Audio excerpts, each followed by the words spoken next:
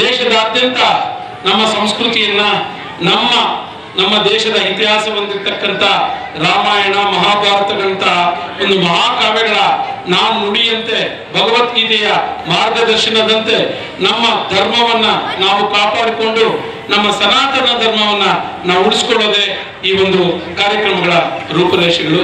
ಯಾವ ರೀತಿಯಾಗಿರ್ಬೇಕಂತ ಇಡೀ ಭಾರತಾದ್ಯಂತ ನಡೀತಿರ್ತಕ್ಕಂಥ ಕಾರ್ಯಕ್ರಮಗಳಲ್ಲಿ ಈ ದಿನ ನಮ್ಮ ತಾಲೂಕಿನ ಆದ್ಯಂತ ಕಾರ್ಯಕ್ರಮಗಳು ನಡೀತಾ ಇವೆ.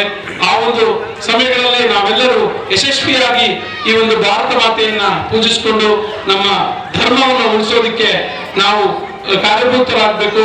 ನಮ್ಮ ಧರ್ಮ ನಮ್ಮನ್ನ ಕಾಪಾಡುತ್ತೆ. ಆದ್ದರಿಂದ ಈ ಕಾರ್ಯಕ್ರಮಗಳನ್ನು ನಾವು ಪ್ರತಿ ಗ್ರಾಮದಲ್ಲಿ ಪ್ರತಿ ಊರಿನಲ್ಲಿ ನೆರವೇರಿಸಿಕೊಂಡು ಹೋಗ್ಬೇಕು ಅಂತ ಹೇಳ್ತಾ ಈ 4 ಮಾತನಾಡಲು ಅವಕಾಶ ಕೊಟ್ಟ ಎಲ್ರಿಗೂ ನಾನು ವಂದಿಸ್ತಾ ನನ್ನ ಮಾತನ್ನ ಮುಗಿಸ್ತಿದ್ದೀನಿ.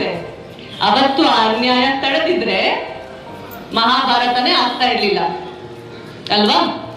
ಇವತ್ತಿಗೂ ಅದೇ ನಮ್ಮ ಸುತ್ತ ಮುತ್ತ ಅನ್ಯಾಯ ನಡೀತಾನೆ ಇರುತ್ತೆ, ಶೋಷಣೆ ನಡೀತಾನೆ ಇರುತ್ತೆ.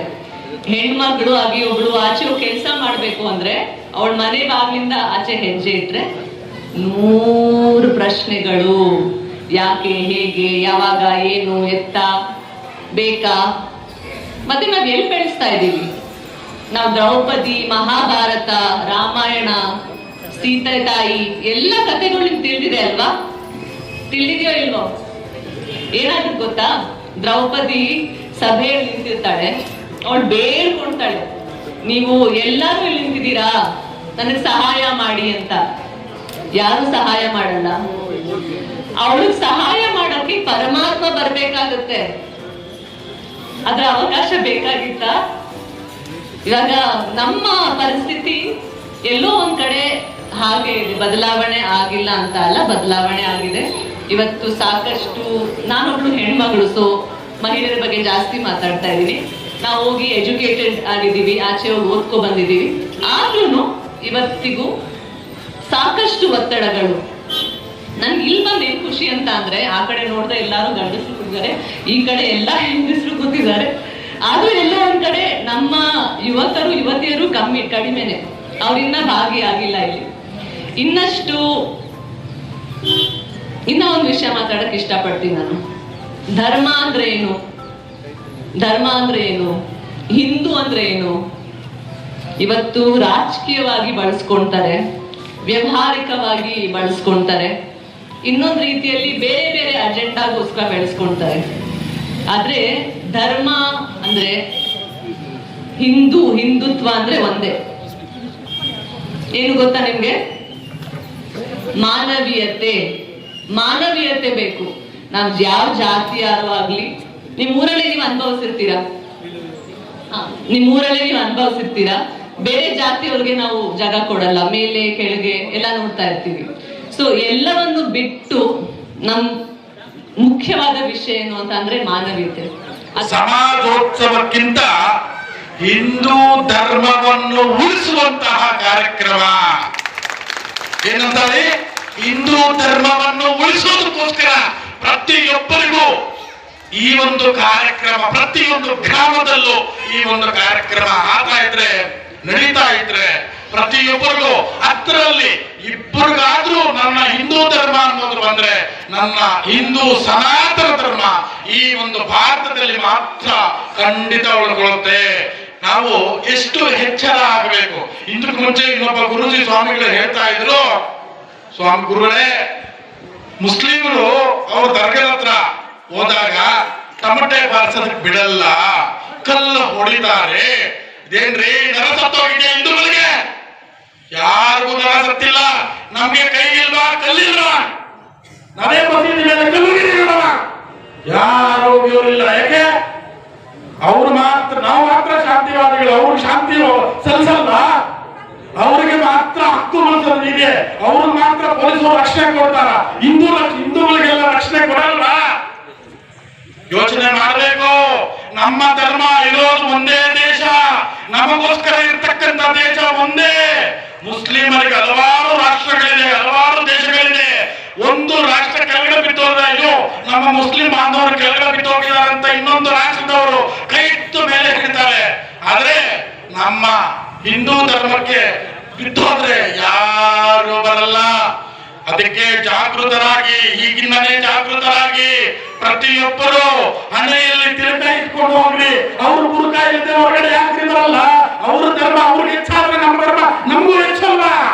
ಪ್ರತಿಯೊಬ್ಬರು ಹಣೆಯಲ್ಲಿ ಕುಂಕುಮ ಇಟ್ಕೊಂಡು ತೋರಿಸ್ರಿ ನಾನೊಬ್ಬ ಹಿಂದೂ ಅಂತ ಇದು ತಪ್ಪಿಕೊಂಡು ಹೇಳಬೇಕು. ಅವಾಗ ಗೊತ್ತಾಗುತ್ತೆ ನಮ್ಮ ಹಿಂದೂ ಧರ್ಮ ಅಂದ್ರೆ ಏನು ಅಂತ. ಅವರು ಕೆಲವೊಂದು ಕಡೆ ಹಿಂದೂ ಧರ್ಮಗಳವರು ನೇಣು ಬಿಟ್ಟು ಸಾಯಿಸ್ತಾ ಇದ್ದಾರೆ. ಆದ್ರೆ ಆ ಕೆಲಸ ನಮ್ಮ ಹಿಂದೂಗಳು ಮಾಡಕ್ ಬರಲ್ಲ ಅಂತಲ್ಲ, ಮಾಡಕ್ ಬರಲ್ವಾ? ನಾವು ಮಾಡಕ್ ಆಗಲ್ವಾ? ಮಾಡ್ಬೋದು. ಆದ್ರೆ ಶಾಂತ ರೂಪದಿಂದ ಆಗಿರೋದ್ರಿಂದ ನಮ್ಮ ರಾಷ್ಟ್ರ ಆಗಿನ ಕಾಲದಿಂದನೂ ಶಾಂತವಾಗಿ ಬಂದ್ಬಿಟ್ರು. ಅದಕ್ಕೋಸ್ಕರ ಇದು ಶಾಂತವಾಗಿ ಹೋಗಿದೆ. ಅದಕ್ಕೋಸ್ಕರ ನಾನು ಇನ್ನೊಂದು ಏನ್ ಹೇಳ್ತೀನಿ ಅಂತಂದ್ರೆ, ಹಿಂದೂ ಧರ್ಮದ ಬಗ್ಗೆ ಸ್ವಲ್ಪ ನಮ್ಮ ದೇಶ, ನಮ್ಮ ರಾಜ್ಯ, ನಮ್ಮ ಧರ್ಮ ಅನ್ನೋದು ಚಿಕ್ಕ ವಯಸ್ಸಿಂದಾನೇ ಕೂಡ ಹಾಕ್ಬೇಕಾಗುತ್ತೆ. ಅಂತಂದ್ರೆ ಈಗ ಶಾಲಾ ಮಕ್ಕಳಿಗೆ ಹೇಳ್ಕೊಡ್ತಾರೆ ಪಾಠಗಳಲ್ಲಿ, ಮೊಹಮ್ಮದ್ ಗಂಜ್ನಿ ಬಂದ ಅಷ್ಟೆತ್ಕೊಂಡು ಹೋದ, ಮೊಹಮ್ಮದ್ ಗೋರಿ ಬಂದ ಇಷ್ಟು ದೋಚ್ಕೊಂಡು ಹೋದ, ಬ್ರಿಟಿಷರು ಬಂದ್ರು ಇಷ್ಟೆತ್ಕೊಂಡು, ಅದೆಲ್ಲ ಬಿಟ್ಟಾಕ್ರಿ. ಈ ಯಾಕೆ ಎತ್ಕೊಂಡು ಹೋದ್ರು? ನಮ್ಮ ಜನ ಏನು ಮಾಡ್ತಿದ್ರು ಅವಾಗ? ಯಾಕೆ ಸುಮ್ಮನೆ ಕುತ್ಕೊಂಡಿದ್ರು? ಬ್ರಿಟಿಷರು ಬಂದ್ರು ನಮ್ಮ ರಾಜ್ಯವನ್ನ, ನಮ್ಮ ದೇಶವನ್ನ ಆಳ್ತಾ ಇರ್ಬೇಕಾದ್ರೆ ಇವ್ರು ಏನ್ ಮಾಡ್ತಿದ್ರು? ಯಾಕೆ ಬಿಟ್ಕೊಟ್ರು ಅವ್ರಿಗೆ? ಇದನ್ನೆಲ್ಲ ಆಲೋಚನೆ ಮಾಡಿ ರಾಮಾಯಣ ಅರ್ಥ ಆಯ್ತಾ? ಪವಿತ್ರಾಣಾಯ ಯದಾ ಯದಾನಿ ಧರ್ಮಸ್ಯ ಗ್ಲಾನಿರ್ಭವತಿ ಭಾರತ ಅಭ್ಯುತ್ಥಾನಧರ್ಮಸ್ಯ ತದಾತ್ಮಾನಾಂ ಸೃಜಾಮ್ಯಹಂ. ಶ್ರೀಕೃಷ್ಣ ಹೇಳಿದಾನೆ, ಹಿಂದೂ ಧರ್ಮದಲ್ಲಿ ಯುದ್ಧ ಮಾಡೋಕ್ಕೂ ಗೊತ್ತು, ಶಾಂತ ರೂಪದಲ್ಲಿ ಇರೋದಕ್ಕೂ ಗೊತ್ತು. ಆದ್ರೆ ನಾವು ಶಾಂತ ರೂಪದಲ್ಲೇ ಹಿಂದೂ ಸಮಾಜವನ್ನ ಬೇರೆಯವರಿಂದ ಏರಿಸ್ಕೊಂಡು ನಾವು ಕಲಿಯೋದು ಬೇಡ. ನಮ್ಮ ಧರ್ಮವನ್ನ ನಾವು ರಕ್ಷಣೆ ಮಾಡ್ಕೊಳ್ಳೋಣ. ಎಲ್ರಿಗೂ ಒಳ್ಳೇದಾಗ್ಬೇಕಂತಂದ್ರೆ ಮೂಲದಿಂದನೇ, ಮಕ್ಕಳಿಂದನೇ, ಶಾಲಾ ಮಕ್ಕಳಿಗಿಂತನೇ ಹೇಳ್ಕೊಡ್ಬೇಕು. ಏನಂತ? ರಾಮಾಯಣ ಅಂದ್ರೆ ಏನು, ರಾಮರಾಜ್ಯ ಅಂದ್ರೆ ಏನು, ರಾಮಾಯಣ ಏನಕ್ಕೋಸ್ಕರ ಆಯಿತು ಆಯ್ತಾ? ತಂದೆಗೆ ಪಿತೃವಾಕ್ಯ ಪರಿಪಾಲನ ಅಂತ ಯಾಕೆ ಕರೆದ್ರು ಅರ್ಥ ಆಯ್ತಾ? ರಾಮರಾಜ್ಯ ಆಗಬೇಕು ಅಂತ ಏನಕ್ಕೋಸ್ಕರ ಅಷ್ಟು ಮಾಡಿದ್ರು ಅದ್ರ ಬಗ್ಗೆ ಹೇಳ್ಬೇಕು. ಭಗವದ್ಗೀತೆಯಲ್ಲಿ ಶ್ರೀಕೃಷ್ಣ ಏನ್ ಹೇಳ್ತಾನೆ? ಪವಿತ್ರಾಣಾಯ ಸಾಧೂನಾಂ ವಿನಾಶಾಯ ಚತುಷ್ಕೃತಾಂ ಧರ್ಮ ಸಂಸ್ಥಾಪನಾರ್ಥಾಯ ಸಂಭವಾಮಿ ಯುಗೆ ಯುಗೆ. ಈ ಒಂದು ಹಿಂದೂ ಸನಾತನ ಧರ್ಮದಲ್ಲಿ ಒಂದು ಧರ್ಮದಲ್ಲಿ ಮಾತ್ರನೇ ಶ್ರೀಕೃಷ್ಣ ನಾನೇ ದೇವರು, ನನ್ನಿಂದನೇ ಎಲ್ಲ ಅಂತ ಭಗವಂತ ಒಪ್ಪಿಕೊಂಡು ಹೇಳಿರ್ತಕ್ಕಂಥ ಒಂದು ಸತ್ಯವಾದ ಮಾತುಗಳಿದು. ಅರ್ಥ ಆಯ್ತಾ? ಈ ಒಂದು ಮಾತು ಇದೇ ಅಲ್ಲ, ನಮ್ಮ ಒಂದು ಪ್ರತಿಯೊಂದು ಧರ್ಮದಲ್ಲೂ ಇಷ್ಟೊತ್ತು ಹೇಳಿದ್ರೆ, ನಮ್ಮ ಧರ್ಮವನ್ನು ಗೌರವಿಸಿ, ಅನ್ನ ಧರ್ಮವನ್ನು ಗೌರವಿಸಿ, ನಮ್ಮ ಧರ್ಮವನ್ನು ಪೂಜಿಸಿ, ಅನ್ಯ ಧರ್ಮವನ್ನು ಗೌರವಿಸಿ. ಆದರೆ ಎಲ್ಲಾನು ಗೊತ್ತಿರುತ್ತೆ ಏನಂತ? ನಮ್ಮ ಧರ್ಮದ ತಂಟೆಗೆ ದಯವಿಟ್ಟು ಬರಬೇಡಿ. ನಮ್ಮ ಸನಾತನ ಧರ್ಮ, ಹೈಂದವ ಧರ್ಮ ಅಂತ ಹೆಂಗ್ ಕರಿತೀವೋ ಅದಕ್ಕೆ ಧಕ್ಕೆ ಬರುವಂತಹ ಕೆಲಸಗಳು ದಯವಿಟ್ಟು ಮಾಡಬೇಡಿ ಅಂತ ನಾನು ಹೇಳ್ತಾ ಇದ್ದೀನಿ. ಮತ್ತೆ ಮೂಲದಿಂದನೇ ಬಿತ್ತನೆ ಹಾಕಿದರೆ ಖಂಡಿತ ಅವನಿಗೆ ನಮ್ಮ ದೇಶ ಹೆಂಗೆ ಕಾಪಾಡ್ಕೊಳ್ಬೇಕು ಅಂತ ಪ್ರತಿಯೊಂದು 10 ಮಕ್ಕಳಲ್ಲಿ 5 ಮಕ್ಕಳಿಗಾದ್ರೂ ತಲೆ ಗೊತ್ತುತ್ತೆ. ಹಿಂದೂ ರಾಷ್ಟ್ರವನ್ನ ಮಾಡ್ಕೊಳ್ಳೋದು ಹಿಂಗೆ, ನಮ್ಮ ಹಿಂದುತ್ವವನ್ನು ಯಾವ ರೀತಿಯಾಗಿ ಮುಂದೆ ತಗೊಂಡು ಹೋಗ್ಬೇಕು ಅನ್ನೋದ್ರ ಬಗ್ಗೆ ಆಲೋಚನೆ ಮಾಡಬೇಕು. ಯಾರು ಹಿಂದೂ ಅಂತ ಹೇಳಲಿಕ್ಕೆ ಆಗ್ತಾ ಇರ್ಲಿಲ್ಲ ಅವರೆಲ್ಲ ಇವತ್ತು ಜನ ಹೇಳ್ತಾರೆ, ಗರ್ವದಿಂದ ಗರ್ಜಿಸು ನಾನೊಬ್ಬ ಹಿಂದೂ. ಈ ರೀತಿಯ ಒಂದು ಸಂಸ್ಕಾರವನ್ನ, ಸಂಸ್ಕೃತಿಯನ್ನ, ಈ ಸಮಾಜವನ್ನ, ಧರ್ಮವನ್ನ ಉಳಿಸುವಂತ ಕೆಲಸ ಸಂಘ 100 ವರ್ಷಗಳಿಂದ ಮಾಡ್ತಾನೇ ಬರ್ತಾ ಇದೆ. ಆದ್ರೆ ಸಹಜವಾಗಿ ನಮ್ಮಲ್ಲಿ ಪರಿವರ್ತನೆ ಆಗ್ಬೇಕಲ್ವಾ? ನಾವು ಜಾತಿ ಜಾತಿ ಅಂತ ಜಗಳ ಆಡ್ತಾ ಇದ್ದೀವಿ. ಅದು ವೃತ್ತಿ ಆಧಾರದಲ್ಲಿ ಏನ್ ಬೇಕಾಗಿರ್ಲಿ, ಜಾತಿ ಏನ್ ಬೇಕಾಗಿರ್ಲಿ. ಆದ್ರೆ ಹಿಂದೂ ಅಂತ ಹೇಳಿದ್ರೆ ನಾವೆಲ್ಲ ಒಂದಾಗಿರ್ತೀವ? ನಾವು ಯಾವ ಮೇಲ್ಜಾತಿಯವರಿರ್ಬೋದು, ಇನ್ಯಾರೋ ಕೆಳಜಾತಿಯವರಿರ್ಬೋದು, ನಾವು ಅವರನ್ನ ಒಟ್ಟಿಗೆ ಸೇರ್ಕೋತೀವ? ಅವ್ರ ಮನೆಗೆ ನಾವು ಹೋಗ್ತೀವ? ಅವರನ್ನ ನಮ್ಮನೆ ಕರಿತೀವ? ಇದು ಅನೇಕ ಅಂದ್ರೆ ಕಳೆದ 3-4 ವರ್ಷಗಳಿಂದ ಸಂಘದಲ್ಲಿ ಈ ರೀತಿಯ ಒಂದು ಚಟುವಟಿಕೆ ನಡೀತಾನೆ ಇದೆ. ಸಂಘದ ಅನೇಕ ಕಾರ್ಯಕರ್ತರು ಈ ರೀತಿಯ ಪ್ರಯತ್ನ ಮಾಡ್ತಾ ಇದ್ದಾರೆ. ಅಂದ್ರೆ ನಮ್ಮಲ್ಲಿರುವಂತಹ ಜಾತಿ ಭೇದವನ್ನ ಅಳಿಸಾಕ್ಬೇಕು. ಇದು ನಮ್ಮಲ್ಲಿ ಸಹಜವಾಗಿ ಸಮಾಜದಲ್ಲಿ ಬರಬೇಕು.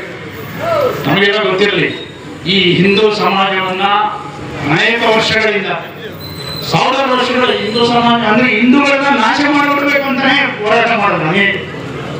ಮೆಕಾಲೆ ಅನ್ನುವಂತ ಇಂಗ್ಲಿಷ್ ಒಬ್ಬ ಹೇಳಿದ, ಅವರು ನೋಡೋ ಕಪ್ಪು ಜನ ಇರ್ಬೋದು, ಅದರೊಳಗಡೆ ಅರಿಯುವಂತ ಇಂಗ್ಲಿಷ್ ತತ್ವವನ್ನು ನಾನು ಮಾಡ್ತೀನಿ, ಬೆಳೆಸ್ತೀನಿ ಅಂತ ಹೇಳಿ, ಈ ದೇಶದಲ್ಲಿ ಬೆಳೆಸ್ತೀನಿ ಅಂತ ಹೇಳಿದ್ರು. ಈ ಥರ ಅನೇಕರು ತುಂಬಾ ಜನ ಪ್ರಯತ್ನ ಮಾಡಿದ್ರು ನಮ್ಮ ಧರ್ಮ ನಡೆಸಬೇಕು ಅಂತ. ಆದರೆ ಇವತ್ತು ಸಾಧ್ಯ ಆಗಲಿಲ್ಲ. ನಮ್ಮ ಧರ್ಮ ನಿರಂತರ ಉಳ್ಕೊಂಡ್ ಬರ್ತಾ ಇದೆ. ಯಾವ ಎಂತ ಬಹಳ ಇನ್ನೇನು ಅಳಿವಿನ ಸಂದರ್ಭ ಬಂದಾಗ ಒಬ್ಬೊಬ್ಬರು ಮಹಾಪುರುಷರು ಎದ್ದು ಬಂದು ಹಿಂದೂ ಧರ್ಮವನ್ನು ಉಳಿಸುವಂತ ಕೆಲಸ ಮಾಡಿದ್ದಾರೆ. ಅದು ರಾಣಾ ಪ್ರತಾಪ್ ಸಿಂಹ ಇರ್ಬೋದು, ಛತ್ರಪತಿ ಶಿವಾಜಿ ಮಹಾರಾಜ್ ಇರ್ಬೋದು, ಹಾಗೇನೆ ಸ್ವಾಮಿ ವಿವೇಕಾನಂದ ಇರ್ಬೋದು. ಎಲ್ಲರೂ ಕೂಡ ಆ ರೀತಿಯ ಒಂದು ಸಂದರ್ಭದಲ್ಲಿ ಅಂದ್ರೆ ಪ್ರತ್ಯಕ್ಷರಾಗಿ ಸಮಾಜವನ್ನು ಉಳಿಸುವಂತ ಕೆಲಸ ಮಾಡ್ತಾ ಇದ್ದಾರೆ. ಆದ್ರೆ ಇವತ್ತಿನ ದಿನಗಳಲ್ಲಿ ನಾವೆಲ್ಲರೂ ಯಾರು ಅಂತ ಹೇಳಿದ್ರೆ ಯಾರೋ ಒಬ್ಬ ಶಿವಾಜಿ ಬರಬೇಕು, ಯಾರೋ ಒಬ್ರು ಸ್ವಾಮಿ ವಿವೇಕಾನಂದ ಹುಟ್ಟಬೇಕು ಅಂತಲ್ಲ. ಪ್ರತಿಯೊಬ್ಬರು ಇಲ್ಲಿರುವಂತರು ಎಲ್ಲರೂ ಪ್ರತಿಯೊಬ್ಬರು ಸ್ವಾಮಿ ವಿವೇಕಾನಂದರಾಗಬೇಕು, ಪ್ರತಿಯೊಬ್ಬರು ಶಿವಾಜಿ ಮಹಾರಾಜರಾಗಬೇಕು, ಮಾತೆಗಳಲ್ಲಿ ಪ್ರತಿಯೊಬ್ಬರು ರಾಣಿ ಅಬ್ಬಕ್ಕ ಆಗ್ಬೇಕು, ಕಿತ್ತೂರು ರಾಣಿ ಚೆನ್ನಮ್ಮ ಆಗ್ಬೇಕು. ಆಗ ಮಾತ್ರ ಈ ದೇಶವನ್ನ ಧರ್ಮವನ್ನು ಉಳಿಸ್ಕೊಳ್ಳಿಕ್ಕೆ ಸಾಧ್ಯ ಇದೆ. ಈ ನಿಟ್ಟಿನಲ್ಲಿ ಈ ಸಮಾಜ ಉತ್ಸವದ ಮುಖಾಂತರ ಒಂದು 5 ಅಂಶಗಳನ್ನ ಐದು ವಿಚಾರಗಳನ್ನ ನಮ್ಮಲ್ಲಿ ಎಲ್ಲರಲ್ಲೂ ಒಂದು ಸ್ವಲ್ಪ ಜಾಗೃತಿ ಮೂಡಿಸುವಂತ ಕೆಲಸ ಮಾಡಬೇಕು ಅಂತ ಸಂಘದ ಕಡೆಯಿಂದ ಒಂದಷ್ಟು ಪ್ರಚಾರ ಮಾಡಬೇಕು, ವಿಚಾರ ಮುಟ್ಟಿಸ್ಬೇಕು ಅನ್ನುವಂಥದ್ದು ಪರಿಗಣಿಸಿದೆ.